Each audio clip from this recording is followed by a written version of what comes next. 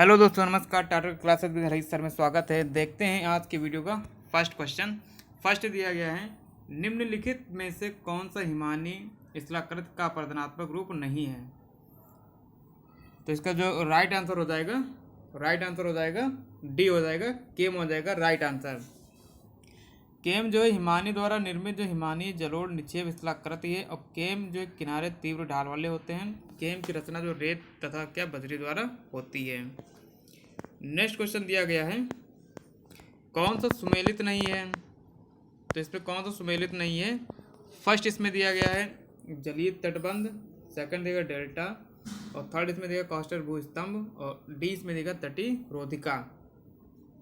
तो इसका right answer हो जाएगा सी हो जाएगा, कोस्टल भूस्तंभ हो जाएगा। क्योंकि कंदराओं में जल के टपकने के जो कंदरा की छत के सहारे चूने का जमाव लटकता रहता है, जिसे जो है स्टेलेक्टाइट कहते हैं। कंदरा के फर्श पर चूने के जमाव से निर्मित स्तंभ जो होता है स्टेलेक्टाइट माइट कहलाता है। इन दोनों के मिल जाने से कंदरा स्तंभ का निर्माण होता है। नेक्स्ट क्वेश्चन दिया गया है, निम्नलिखित में से झील माला की कौन सी विशेषता है। Question number 433।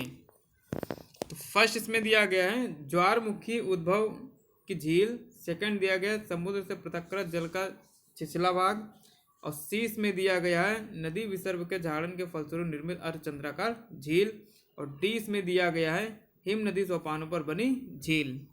इसका राइट आंसर हो जाएगा डी हो जाएगा, हिम नदी सोपानों पर बनी झील हो जाएगा। क्योंकि हिम सोपानों में जो क्लिफ के पास जो उत्पाटन क्रिया की अधिकता के कारण गहरे गर्त बन जाते हैं, जिसमें हिम के पिघलने से जल भर जाता है तथा छोटी छोटी क्या तो झीलों का निर्माण हो जाता है। इन्हीं झीलों को जो है पेस्टरनास्टर झील कहते हैं, और ये झीलें भी जो है इन सोपानों के साथ क्या सीढ़ीनुमा होती हैं। नेक्स्ट क्वेश्चन दिया गया है, क्वेश्चन नंबर 434। निम्नलिखित में कौन सा जो है सरिता हिमी निक्षेप है। इसका राइट आंसर कौन सा हो जाएगा। तो बी हो जाएगा राइट आंसर, केम वेदिका हो जाएगा इसका राइट आंसर। हिम नदी के निक्षेपण क्रिया द्वारा जो है टिल मैदान, डमलिन हो गए, एस्कर, केम आदि स्थलाकृत का निर्माण होता है। और जबकि जो हिम नद के अग्रभाग में जो हिम के पिघलने के पश्चात जो रेत एवं बजरी का निक्षेप टीले के रूप में होता है, जिसे केम कहा जाता है। अब पवन द्वारा उड़ाकर लाए गए जो बारीक धूल कणों के निक्षेपण के फलस्वरूप लोहेस का निर्माण होता है, और लोहेस का जमाव जो है मरुस्थलों से दूर होता है। लोहेस जो निक्षेप में जो परतों का अभाव पाया जाता है। नेक्स्ट क्वेश्चन दिया गया है, क्वेश्चन नंबर 435। झीलमाला सामान्य रूप से किसकी विशेषताएं हैं। फर्स्ट दिया गया लावा मैदान, सेकंड दिया गिरिपथ, थर्ड दिया गया मरुस्थल, और डी दिया गया हिमानी। तो इसका जो राइट आंसर हो जाएगा यानी हिमानी द्रोणिका हो जाएगा, इसका राइट आंसर हो जाएगा।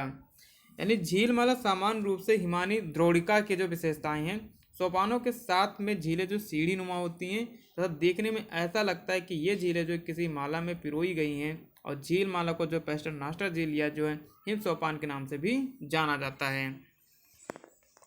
नेक्स्ट क्वेश्चन दिया गया है, निम्नलिखित में से कौन सी प्रक्रिया जो हिमी अपर्दन के संदर्भ में विशिष्ट स्थान रखती है। Question number 436। इसका जो राइट आंसर हो जाएगा ए हो जाएगा, इसका राइट आंसर हो जाएगा उत्पाटन हो जाएगा। यानी हिमानी अपर्दन के संदर्भ में उत्पाटन विशिष्ट स्थान रखती है। जब हिमनद जो है चट्टानों के बड़े बड़े टुकड़ों को तोड़कर अपने साथ लेकर आता है या लेकर जाता है, तब शैलोकोपर्दन क्रिया को इस क्रियाविधि की उत्पाटन कहते हैं। इस क्रिया में मौसमी परिवर्तन या मौसमी दशाओं का जो विशेष योग रहता है, प्रायः जो होता है शैलों की संरचना भी इन्हें क्या नियंत्रित करती है। नेक्स्ट क्वेश्चन दिया गया है, निम्नलिखित में से किसका निर्माण जो विवर्तनिकी शक्तियों के परिणाम स्वरूप होता है। फर्स्ट इसमें दिया गया निलंबी घाटी, सेकंड दिया गया वी आकार की घाटी, और सी इसमें दी गई रिफ्ट घाटी, और डी इसमें दी गई अंध घाटी। तो इसका जो राइट आंसर हो जाएगा सी हो जाएगा, रिफ्ट घाटी हो जाएगा। यानी इसका निर्माण जो होता है विवर्तनिकी जो शक्तियों के परिणाम स्वरूप होता है। और रिफ्ट घाटी विकास तब तक होता है जब दो भ्रंश रेखाओं के बीच का चट्टानी स्तंभ जो विवर्तनिकी शक्तियों के कारण नीचे की ओर धंस जाता है। रिफ्ट घाटियाँ लंबी, सक्रिय तथा गहरी होती हैं। अमेरिका के कैलिफोर्निया स्थित मृत घाटी भी एक जो रिफ्ट घाटी का उदाहरण है। नेक्स्ट क्वेश्चन दिया गया है, निम्नलिखित में से नदी हिमानी निक्षेपों की पहचान करें।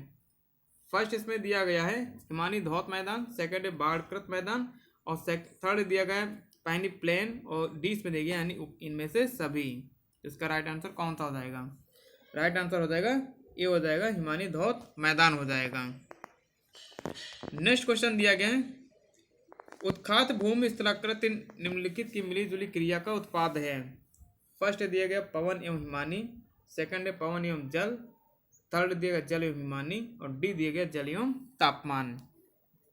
तो इसका जो राइट आंसर हो जाएगा बी हो जाएगा पवन एवं जल हो जाएगा। यानी उत्खात भूमि यानी बैड लैंड स्थलाकृत जो पवन एवं जल की मिलीजुली क्रिया का उत्पाद है। चीन के उत्तरी पश्चिमी भाग में नदियों ने जो लोहेस को काट करके जो गड्ढे में विभक्त करके उत्खात स्थलाकृति को जन्म दिया है। नेक्स्ट क्वेश्चन दिया गया है निम्नलिखित में से कौन सा हिमजलीय निक्षेपण का भू रूप नहीं है? कौन सा भू रूप नहीं है इसका? फर्स्ट दिया गया है एस्कर, सेकंड दिया गया ड्रमलिन, सी दिया गेम और डी इसमें दिया गया हॉर्न। इसका राइट आंसर कौन सा हो जाएगा? इसका जो राइट आंसर हो जाएगा डी हो जाएगा हॉर्न हो जाएगा। यानी हॉर्न जो हिमजलीय निक्षेपण का भू रूप नहीं है। यानी हॉर्न जो हिमजलीय अपरदनात्मक प्रक्रिया का भू रूप है, इसको ध्यान रखिएगा। जब किसी पहाड़ी के पार्श्वों पर कई जो सर्क बन जाते हैं तब निरंतर जो अपघर्षण द्वारा ये पीछे हटते जाते हैं तो उनके मिल जाने पर जो एक पिरामिड के आकार की चोटी का निर्माण हो जाता है। इस तरह की नुकीली चोटी को जो हॉर्न या जो है गिरसंग कहते हैं। और स्विट्जरलैंड में जो आल्प्स पर्वत पर स्थित जो मैटर हॉर्न क्या इसका प्रमुख उदाहरण है। नेक्स्ट क्वेश्चन दिया गया है निम्नलिखित में से कौन सी हिम नदी आकृति के लिए यह माना जाता है कि वह उपहिमी सरिता के संस्तर निर्मित हुई है? किसके द्वारा निर्मित हुई है? तो यह जो निर्मित हुई है एस्कर के द्वारा जो निर्मित हुई। फर्स्ट इसका राइट आंसर हो जाएगा। यानी एस्कर जो हिमानी जलोढ़ स्थलाकृति है और हिम के पिघलने से प्राप्त जलधाराओं के द्वारा मलबा के निक्षेपण से निर्मित एस्कर लंबे सक्रिय तथा जो सर्पिलाकार कटक होते हैं। इसके किनारे जो तीव्र ढाल वाले होते हैं। इसकी संरचना जो बजरी, रेत तथा कंकड़ पत्थर द्वारा होती है। इनका विस्तार जो हिमनद तथा जलधारा की दिशा के समानांतर होता है। और मोरन में देख लेते क्या होता है। यानी मोरन जो होता है यानी हिमनद अपने साथ छोटे छोटे पदार्थों से लेकर बड़े बड़े शिलाखंडों का परिवहन करता है। इन पदार्थों को जब हिमनद बहाकर नहीं ले जा पाता है तो उसका निक्षेप हो जाता है और हिमनद द्वारा पदार्थों के इस निक्षेप को मोरन कहते हैं। नेक्स्ट क्वेश्चन दिया गया है क्वेश्चन नंबर 442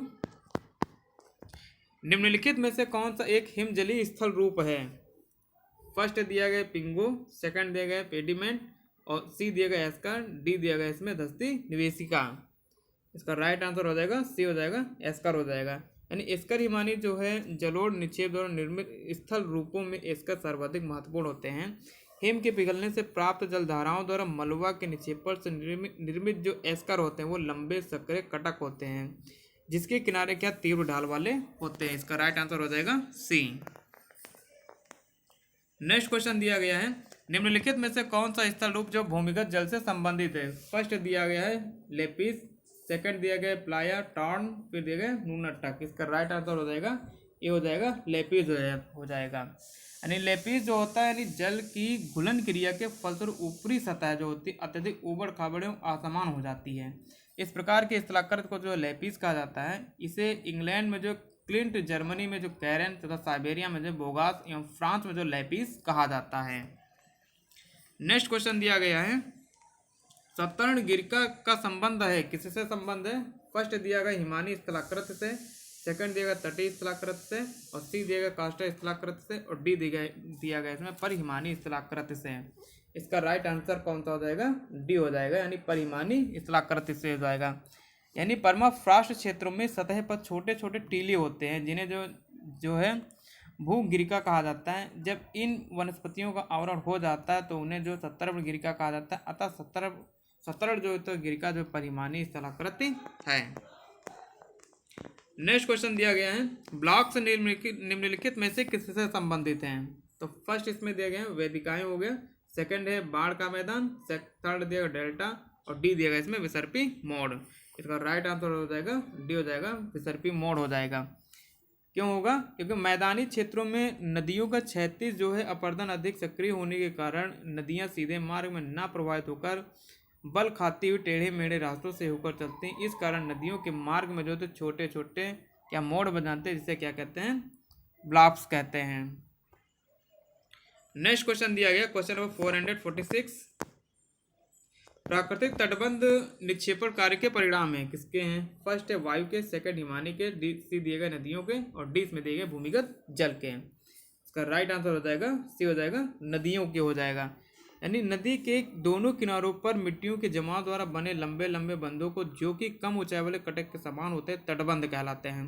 क्योंकि ये बंध जो प्रकृति द्वारा बनाए जाते हैं तथा इनसे जो बाढ़ के समय सुरक्षा होती, अतः इन तटबंधों को प्राकृतिक तटबंध कहा जाता है।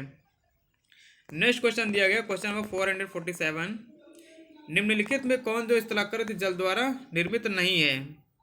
तो इसका राइट आंसर कौन सा हो जाएगा? फर्स्ट दिएगा लैपिस, सेकंड है डोलाइन, और सी दिएगा ड्रमलिन, और डी इसमें दिए गए युवाला। तो इसका राइट आंसर हो जाएगा सी हो जाएगा ड्रमलिन हो जाएगा। यानी हिमनद के निक्षेप द्वारा जो निर्मित स्थल रूपों में ड्रमलिन जो है गोलास्म मृतिका द्वारा निर्मित एक प्रकार के ढेर या टीले होते हैं, जिनका आकार उल्टी नौका या कटे हुए उल्का पिंडों के समान होता है, और ड्रमलिन का ढाल जो होता है असमान होता है। हिमनद के मुख की ओर वाला ढाल जो खड़े ढाल वाला, जबकि दूसरा जो होता है मंद ढाल वाला होता है। नेक्स्ट क्वेश्चन दिया गया है, पिंगो एक एकाकी जो गुंबदाकार नीचा टीला पाया जाता है, किसमें पाया जाता है? क्वेश्चन नंबर 448, फर्स्ट दिया गया इसमें शुष्क क्षेत्र में, सेकंड दिएगा नदी क्रिया क्षेत्र में, और सी इसमें दिएगा हिमानी क्षेत्र में, और डी इसमें दिएगा पर हिमानी क्षेत्र में। तो इसका राइट आंसर कौन सा हो जाएगा? डी हो जाएगा पर हिमानी क्षेत्र से हो जाएगा। क्यों होगा? क्योंकि पर हिमानी शाब्दिक अर्थ जो हिमानी के आसपास होता है। 1909 ईस्वी में सबसे पहले जो है लुजिंस्की ने जो पर हिमानी शब्द का प्रयोग किया, और पर हिमानी जो अक्षय जो जनित स्थल के रूप के अंतर्गत आते हैं। फर्स्ट जो इसमें आता है अंतर्वलन हो गया, सेकंड आता है गिरिका हो गया, थर्ड आता है पिंगो, और फोर्थ नंबर आता है पल्सा। नेक्स्ट क्वेश्चन दिया गया है, जब सागरीय लहरें एवं धाराएं नदियों द्वारा निर्मित डेल्टा परिवर्तित एवं नष्ट कर दे तो परिणाम स्वरूप जो अपक्षयित डेल्टा कहलाता है। इसका राइट आंसर हो जाएगा ये हो जाएगा खंडित डेल्टा कहलाता है। यानी नदियों द्वारा निर्मित डेल्टा के आकार आदि में जो सागरीय लहरें परिवर्तित करती रहती है, कभी कभी ये लहरें डेल्टा को काटकर छांटकर उसे बहा ले जाती हैं। इस कारण डेल्टा कटे फटे रूप में ही रह जाती हैं। इस तरह के डेल्टा को जो है भग्नाकार या खंडित डेल्टा भी कहते हैं। और आज की वीडियो का लास्ट क्वेश्चन दिया गया है, भृगु का निर्माण होता है किसके द्वारा होता है? तो फर्स्ट इसमें दिया गया है नदी के विसर्पाकार मोड़ के उत्तर ढाल पर, सेकंड दिया गया नदी के विसर्पाकार मोड़ के उत्तर ढाल पर, और थर्ड दिया गया इसमें नदी के समढाल पर, और लास्ट इसमें दिया गया नदी के सोपानकार ढाल पर। इसका राइट आंसर हो जाएगा ये हो जाएगा, यानी नदी के विसर्पाकार मोड़ के उत्तर ढाल पर। धन्यवाद।